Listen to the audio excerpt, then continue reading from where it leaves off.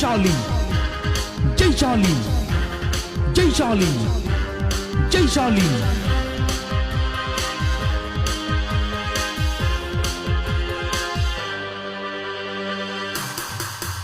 ఇది ప్రారంభ క్రైస్తవ ప్రభంజనం, ఇది మొదటి శతాబ్దపు విప్లవం.